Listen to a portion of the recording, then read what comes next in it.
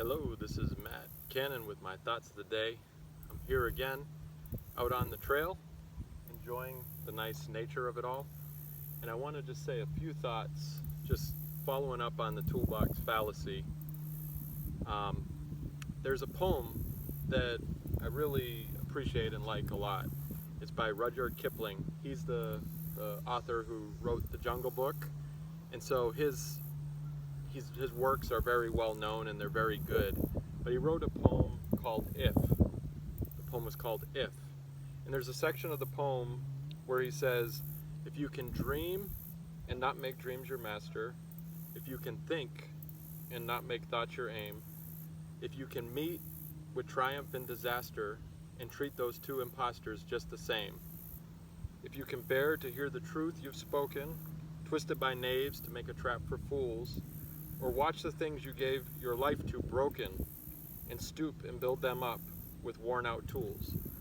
And I like that point where he says, if you can build up your life with worn out tools because you've maybe lost things that you've worked your whole life to create, and now you have to stoop down and build it up with worn out tools. And to kind of build on the Toolbox Fallacy is the concept of building with worn out tools.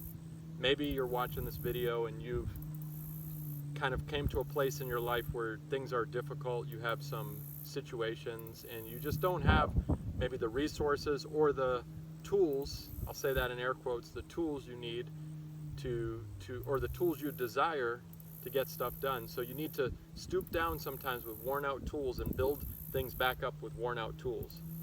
It's a good reminder, and I think it adds a degree of depth to the Toolbox Fallacy, this idea that building things with worn out tools. When you can build things up with worn out tools, you're understanding and you're overcoming this Toolbox Fallacy of waiting until everything's perfect before you actually go forward and make momentum and make moves in your life. So I just wanted to add that little detail using Rudyard Kipling's poem, The If. It's a great poem. It's got so much wisdom in it. I recommend you go check it out. Just Google it and you can see the whole details. But the other factor that I want to bring up is meeting, Rudyard Kipling calls triumph and disaster imposters. And he says, treat those two imposters just the same. So what I want to emphasize is sometimes you're going to have situations that make you want to triumph, and you're going to have situations that are like a bona fide disaster. But you have to treat those two imposters just the same, because the reality is there's good and bad that comes from all types of things.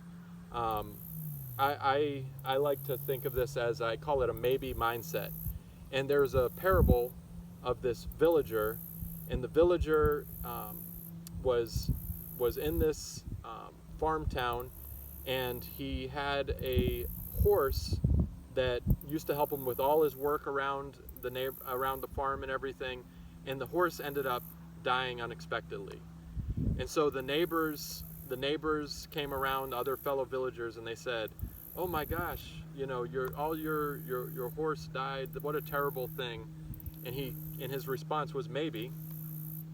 And then later on they found out there was this horse that was given to them for free, and because he was kind of a wild horse, but he was very well equipped, very strong, very capable. And then they came to the neighbor, the villager guy, the farmer, and they said, look at all this good. You lost one horse and now you have another. Fortune has shined its face on you once again.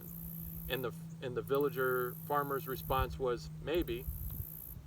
And then his son was out trying to break in the horse, and he was running on the horse, and the horse ended up throwing his son off of the horse, and he ended up breaking his leg.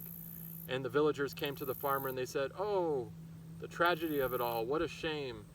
Here we thought this horse was a good thing, and you've lost, your son who was helping you work. Now he can't work because his leg is broken.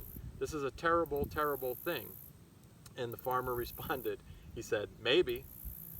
And then later on, the military was coming through because there was a conflict that was ramping up, and they needed to get able-bodied young men of military age. And when they came into the village and they started coming selecting people, they came to the farmer's house and they saw his son with his broken leg, and they couldn't take him into the military because he had a broken leg. So the villagers came back to the farmer and they were like, "Isn't this great? Here you are. You've got all your son. It seemed like a bad thing, but now he's not going to have to go to war, and this is a blessing for you." And the farmer responded, "Maybe." And I think of this as like a maybe mindset. You can't look at the good that happens in your life and always understand it and say it's definitely good. Equally, you can't look at the bad in your life and understand it completely in the grand scheme of what is possible and consider it bad. And that's why Rudyard Kipling, in this poem, he says, when you meet triumph and disaster and treat those two imposters just the same, it's kind of an important principle to take into. And I call it the maybe mindset. So to add a little depth to the toolbox fallacy, Rudyard Kipling tells us to sometimes stoop down and build up our lives, the very fabric of our lives, the very fabric of what we're trying to take care of with worn out tools, which gives you the encouragement that maybe you don't have all the tools you want. Maybe you don't have the ideal car that you want. Maybe you don't have the ideal house you want. The list goes on and on and on. I could just go across everything that you could think of. Job, relationship, family situation, amount of money in your bank account. But when it comes to building it up with worn out tools, you can do it. And also the maybe mindset in treating disaster and triumph just the same, because they're imposters. A lot of times the things that are bad in our life end up turning out working together for good. And sometimes the things that are good in our life, you have to be careful and not get too confident and cocky and say everything's looking up now, because those things can also be recipes for disaster and crises in disguise. And so I just wanted to add that little detail. I'm out here on the trail, just recording this, kind of a part 2 to the toolbox fallacy, but also adding the maybe mindset principle in there. And I hope this finds you well. Build things up with the worn out tools you got. A lot of times those worn out tools work even better than the brand new ones. They're already broken in. These are the skills you already have. These are the knowledge you have, your experience.